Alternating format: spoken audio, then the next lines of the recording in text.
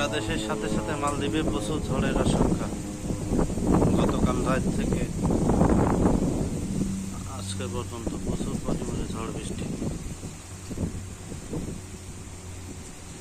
দেখেন সাগরের অবস্থা, খুবই ভয়ানক পরিস্থিতি।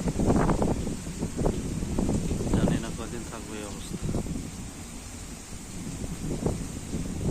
সাগরে ঘূর্ণিঝড় উঠলে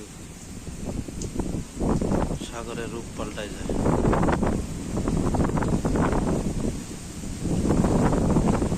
প্রচুর বৃষ্টি আর বাতাস।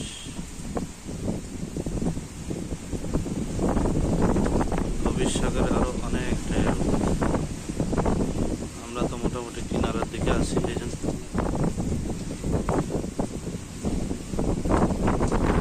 বোঝা যায় না, কিন্তু গভীর সাগরে অনেক ঢেউ।